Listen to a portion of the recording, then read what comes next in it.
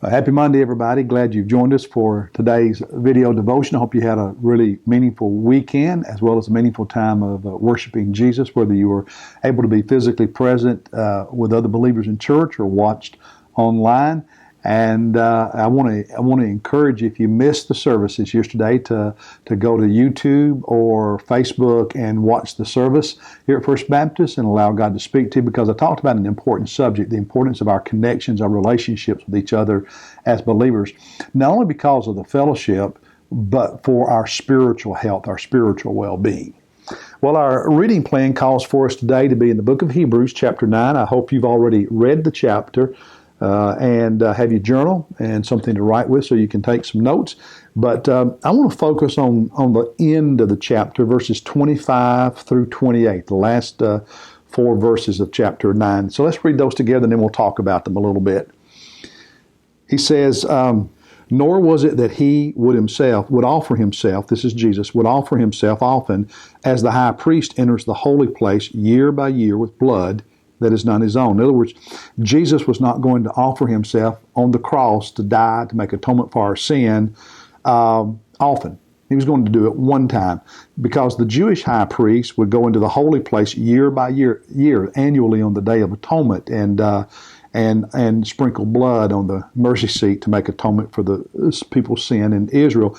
Jesus, in contrast, only did it once, whereas the high priest did it annually on the Day of Atonement, and then the priest also, on behalf of people, offered sacrifices every day in the temple courtyard.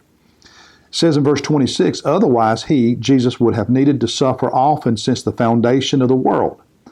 But now, once, at the consummation of the ages, he has been manifested to put away sin by the sacrifice of himself.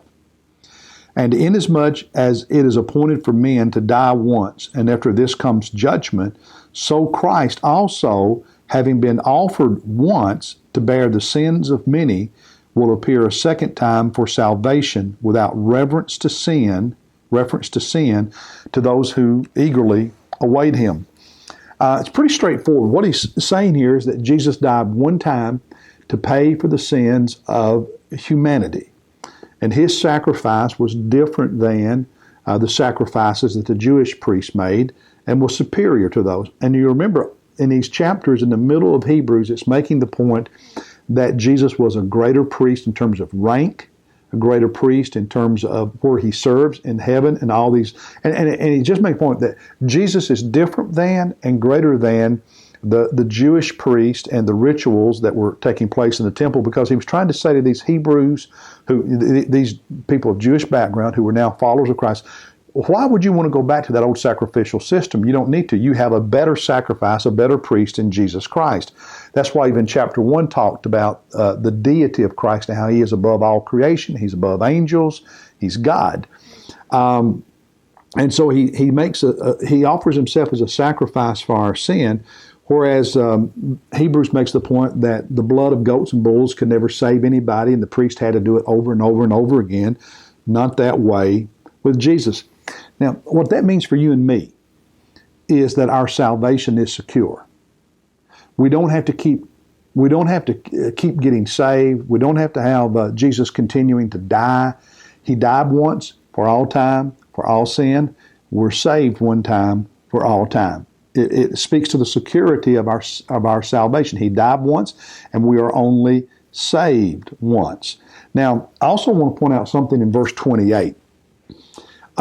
He says, Christ also, having been offered once to bear the sins of many, will appear a second time for salvation without reference to sin, to those who eagerly await him. It's talking there about the two comings of Jesus Christ. The first time he came and he died on the cross to pay the penalty for our sin. The second time when he comes, his second appearance at the end of verse 28 will not have anything to do with rescuing us from sin in the terms of having to pay for our sin, to die for our sin. We'll be waiting for him, looking for him, excited about his coming. And what he comes to do is to complete our salvation. So he's saying the first time Jesus came, the way he dealt with sin was to die on the cross. Second time he comes is to take us home and away from this sinful world. And I just want you to be encouraged to know that your salvation is secure, It is eternal, and Jesus is going to come and get you because you're saved, because you're His. And you don't have to keep doing things to get saved again. You just live for Jesus because you are saved. He died for you one time. It was good for all time. You live for Him because of that, because you only have to get saved one time. Your salvation is secure, and don't let anybody ever tell you otherwise.